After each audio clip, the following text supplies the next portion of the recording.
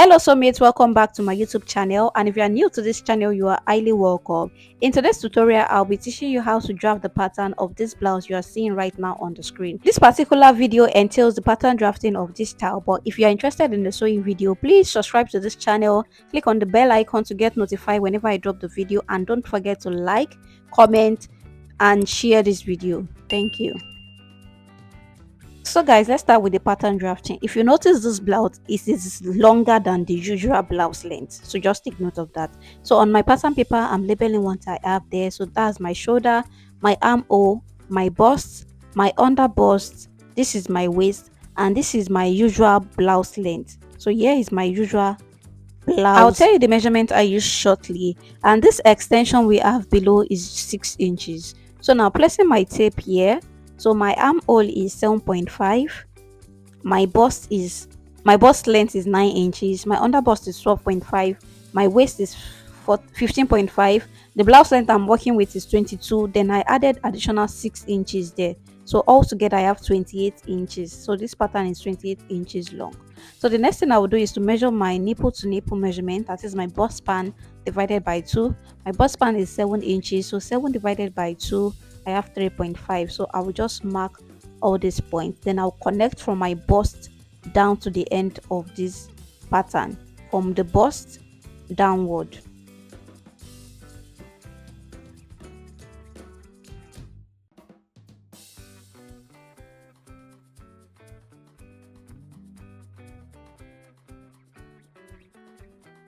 After that, the next thing I will do is to go down by ½ inch from my bust line. Then I will do my under bust tightening. So for the under bust, I'll be taking 1.5 to this side, and to the center front I'll be taking ½ inch. So 1.5 to the side front, then to the center front I'll be taking ½ inch, just like that. So I'll connect all these points too from the under bust downward, and this other side too I'll connect it downward also.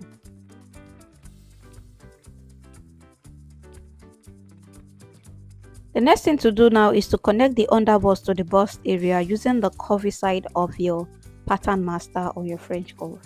Then for this other side here, for this side you extend it from the under bust upward above the armhole, close to the shoulder area. So this is what I did. So the next thing we'll do now is to take our measurements, my bust measurement. I will still go back to this chest line area, but let's take our bust measurement divided by 4, my waist divided by 4. My waist divided by 4 is 6 inches. Then what I took out here, 2 inches, I will add it back at this point. So at this blouse length I'll measure my hip divided by 4. My hip is 9 inches. Then what I took out here, I will add it back. So that's what I will do. Then I will connect my bust to the waist, from the armhole to the bust to the waist, then from the waist to the hip you use the curvy side of your French curve to just connect it like this. So this is what I have. So the next thing I will do is to close up this dart here. You know that 2 inches that we took out there, I will close it up. This is because I want to draw the shape of the blouse at this point. So you close it up, make sure you close it up very well.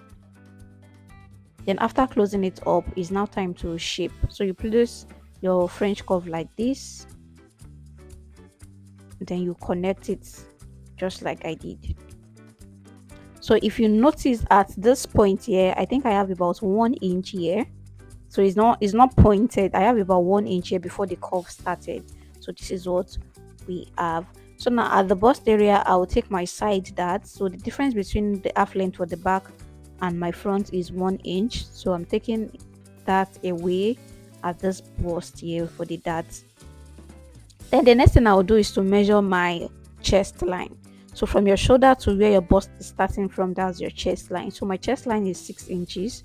So I'll just really line across that part. So I just really line just like this, and I will label this my chest line.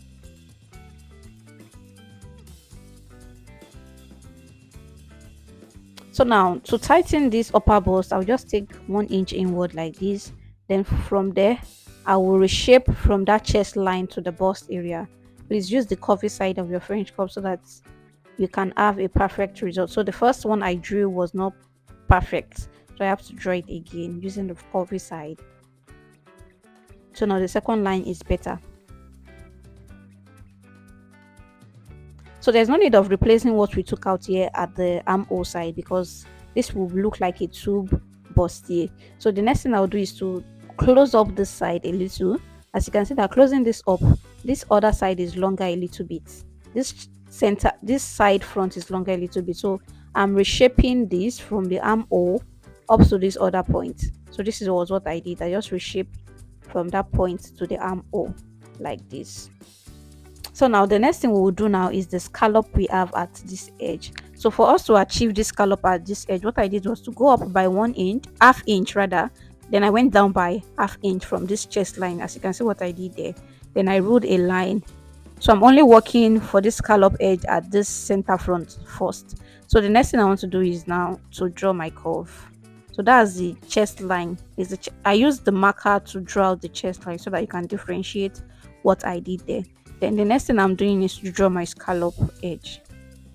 So when you are drawing your scallop, make sure that a scallop, like it is stopping at this edge. As you can see that I just drilled 2 here. So this scallop is complete. I don't know what they call this, but it is complete if you notice. So that when I'm joining, the scallop does not lose its shape. So then at this side here, I just drilled this one. So at this armhole side, I did not make that part to go up because that's the armhole side. So it has to be low. So this is what I just did. As you can see that if I close up this space I have in between these two, center front and side front, the scallop will still be complete. Like the scallop will be perfect and complete. So the next thing I want to do is the yoke we have. So I measured just 4 inches at this point here. Then for this part here, so guys, before we draw that side, let me close this up. So as you can see what I was trying to explain the other time, that this scallop is like a continuous scallop, like marking it together. As you can see, it looks like a complete one. So what I did now was to measure the wideness I want the neckline to be. So I measured 5 inches at this point. So I note the point.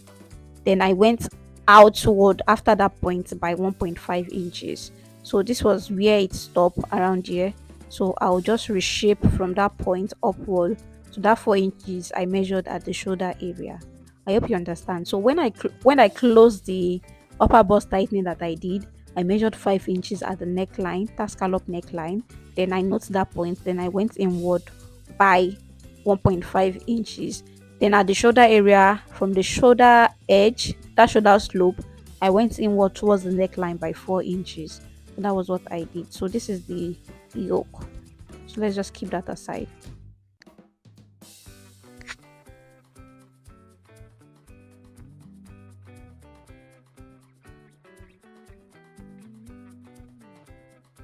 So after cutting, this is what we have now.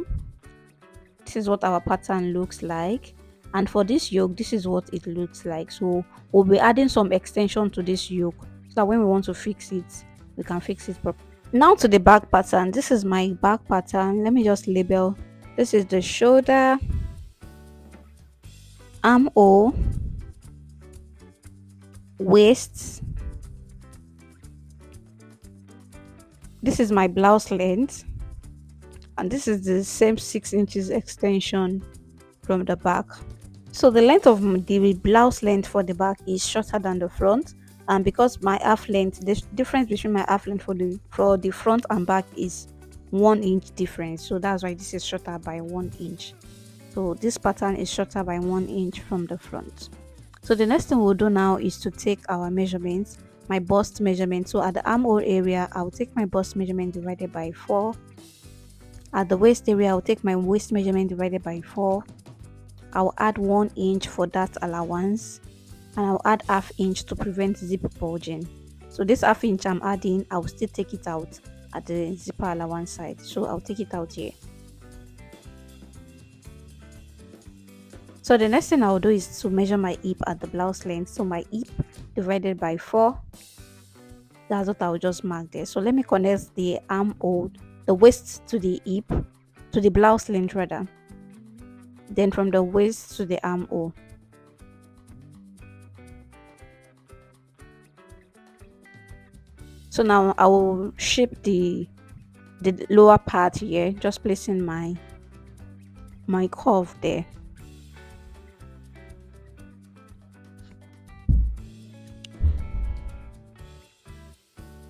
So the next thing I want to do is to take out this zip bulging that I at this zipper allowance side. So I will connect it now.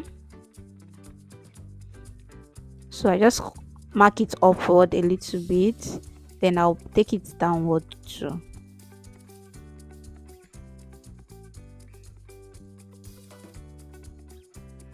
So the next thing I will do now is to take my zipper allowance. I measured my zipper allowance and I measured my nipple to nipple divided by 2. So at that point there, I just marked upward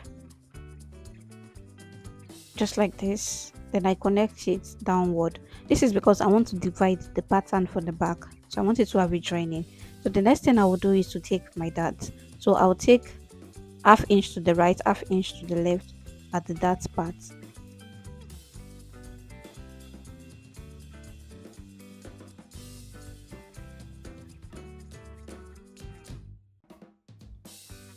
So this is my dart right here. And the next thing I will do now is the yoke side. So for the yoke side, you can either go up by 1 inch at the armhole if you don't want it to be too low. So or you can just use your armhole directly. So I'll be using my own armhole because my armhole is just 7.5. So I'll be using my armhole here. So if you notice your armhole will be too low for you at the back, you can just go up by 1 inch. So the next thing I did was to slant this part. But before slanting, it is good to measure. So what I did was to measure the wideness I want the neckline to be at the back. So I want it to be 10 inches. So I measured 5 inches. Then the next thing I will do is to measure 1.5 from that part. As you can see that the line has changed. So what I did was I measured 4.5 because I don't want the neckline of the back to be too wide. So then the remaining parts I have there is 1.5. Then I measured 4 inches at the shoulder and I'll be connecting it just like this. So at the end of this yoke I have 1.5 and at the top the shoulder area I have 4 inches. So the wideness I have here is 4.5. I don't want it to be too wide because it will be gaping, like it will be too, the mouth will just open at the back. So now I'll go ahead and cut this pattern.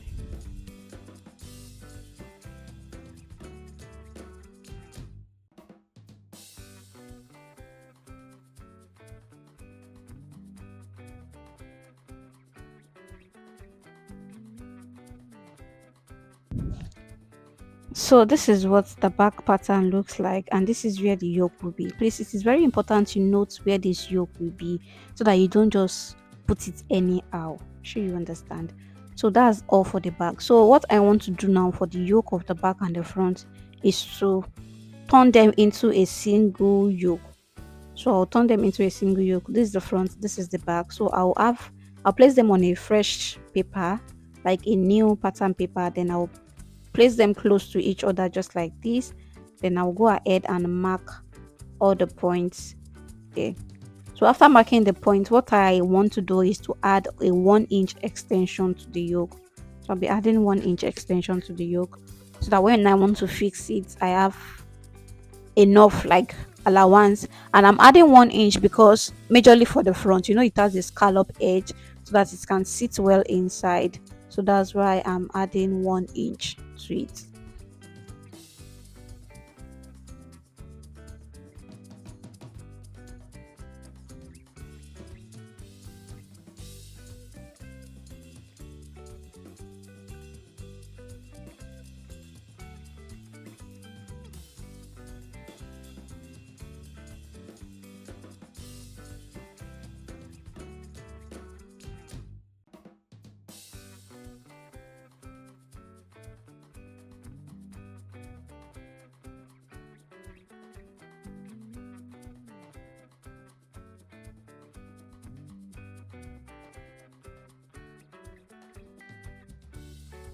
So guys, this is what I have and make sure you label the front and the back so that you can differentiate them.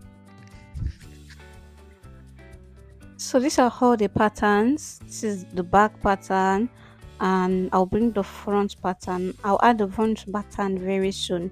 So if you want the sewing tutorial, let me know in the comment section, because I'll be dropping a video of the sewing tutorial of a similar outfit, of a similar style. So the sewing tutorial for this is also almost the same for that. So if you're interested, let me know in the comment section. So that will be my next tutorial. Thanks for watching. I will see you in my next video. Bye.